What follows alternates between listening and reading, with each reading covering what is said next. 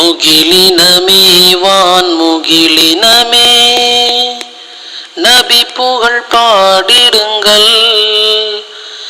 என் அன்பர் நபி முன் பணிவாக எந்தன் சலாம் உரைத்திடுங்கள்.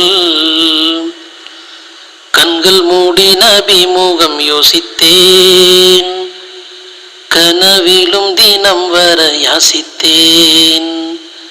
மதீனத்து பூமணலில் ஓடினேன், அண்ணல் முகம் காணத்தானே வாடினேன். அஸ்ஸலாமு அலைக்கும் வரஹ்மத்துல்லாஹி வபரகாத்துஹ். நஹ்மதுஹு வ நுஸல்லி அலா ரசூலிஹில் கரீம். அம்மா பஅத். கணியத்திற்குரிய அல்லாஹ்வின் நல்லடியார்களே, அன்பான பெரியோர்களே, சகோதர சகோதரிகளே, அன்பான தாய்மார்களே, அல்லாஹுவின் தூதர் ஸல்லல்லாஹு அலைஹி வஸல்லம் அவர்கள் சொன்னார்கள், நபி ஸல்லல்லாஹு அலைஹி வஸல்லம் அவர்கள் அந்த நாளில் அகிலத்தின் இறைவன் முன்னால் மனிதர்கள் நிற்பார்கள் என்ற இந்த வசனத்தை ஓதிவிட்டு, அன்று தம் காதுகளில் பாதி வரை தேங்கி நிற்கும் தமது வியர்வையில் அவர்களில் ஒருவர் நின்று கொண்டிருப்பார் என்று கூறினார்கள். இந்த ஹதீஸை அப்துல்லாஹ் இப்னு உமர் ரலியல்லாஹு அவர்கள் அறிவிக்கிறார்கள்.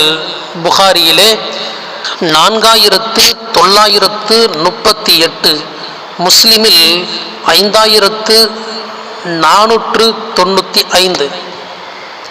இந்த ஹதீஸ் மிக தெளிவான முறையிலே கியாமத்து நாளினுடைய நிலைகளை பற்றி சொல்லுகிறது. இந்த ஹதீஸிற்கு விளக்கம் தரக்கூடிய தாரிகீன்கள் இவ்வாறாக விளக்கம் தருகிறார்கள். கியாமத்துடைய நாள் யௌமுன் ஷதீதுன் அதீமுன், பயங்கரமான கடுமை மிக்க ஒரு நாளாம். அன்றைக்கு நடக்கவிருக்கின்ற அமளி துமளிகள் அத்துணையும் பயங்கரமாக இருக்கும். அதனுடைய அமளி துமளிகளும் இடங்களும் பலதரப்பட்ட ரீதியிலே இருக்கும். அந்த நேரத்திலே மக்கள் அல்லாஹுவினுடைய, அகிலத்தின் இரட்சகனான அல்லாஹுவினுடைய கேள்விகளுக்கு எதிர்பார்த்து கொண்டிருப்பார்கள். மட்டுமல்ல, சிராத்துல் முஸ்தகீமுடைய பாலத்தை கடக்க வேண்டிய சூழ்நிலை எவ்வாறு இருக்கும் என்ற சூழ்நிலையிலும் இருப்பார்கள், சிந்தனையிலும் இருப்பார்கள். அந்த நேரத்தில் அல்லாஹு தஆலா மனிதர்களை அவர்களுடைய கபர்களில் இருந்து கொண்டு வந்து அங்கு ஒன்று சேர்த்து கொண்டிருப்பான். அதனுடைய ஆரம்ப கட்டம் அது. அந்த சூழ்நிலையைத்தான் யௌம யகூமுன் நாஸு லிரப்பில் ஆலமீன், அகிலத்தார்களின் இரட்சகனுக்கு முன்னால் அவர்கள் நிற்பார்கள் என்று அல்லாஹ் கூறியதை கண்மணி நாயகம் ஸல்லல்லாஹு அலைஹி வஸல்லம் அவர்கள் ஓதி காட்டினார்கள். வசனத்தினுடைய விளக்கம் என்ன? மக்களெல்லாம் அவர்களுடைய கபர்களில் இருந்து எழுப்பி கொண்டு வரப்பட்டு அங்கு நிறுத்தி வைக்கப்படுவார்கள். வஹுவ யௌமுல் கியாமா, அதுதான் கியாமத்துடைய நாள், இறுதி தீர்ப்பு நாள். லிரப்பில் ஆலமீன காதிஈன லில் மஅபூதில் ஹக்கில் லதீ ஹலகஹும், அந்த மக்களை படைத்தானே அப்படிப்பட்ட சத்திய ஜீவன், வணங்கப்படுபவனே, அப்படிப்பட்டவனுக்கு முன்னால் காதிஈன், பணிந்தவர்களாக மக்கள் நின்று கொண்டிருக்கின்ற நேரம் அது. சொன்னது போல இந்த எல்லாவற்றையும் அவர்கள் எதிர்நோக்கி இருக்கிறார்கள். தனக்கு ஒரு மனிதன் கேள்வி கேட்கப்படுகிற போது அந்த கேள்விக்கு பதில் எந்த நிலைக்கு வரும் என்று ஒரு மனிதன் யோசித்து கொண்டிருக்கிற போது அவனுடைய நிலை எப்படி இருக்கும்?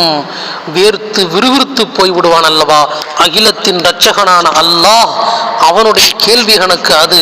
அந்த சிந்தனையிலே அவன் வேர்த்து விறுவிறுத்து போய்விடுவான். என்னுடைய கேள்வி கணக்கு எப்படி இருக்கும்?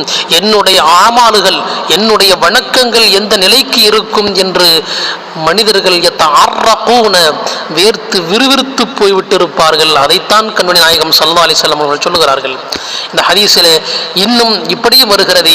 முஸ்லிமுடைய ரிவாயத்தில் அன்ன ஷம்ஸ யௌமல் கியாமா ததுனூன மினல் ஹல்க், படைப்பினங்களுக்கு ஒருமையில் தூரத்திற்கு நெருக்கமாக சூரியன் இருக்கும். அந்த நேரத்தில் அல்லாஹு அக்பர்.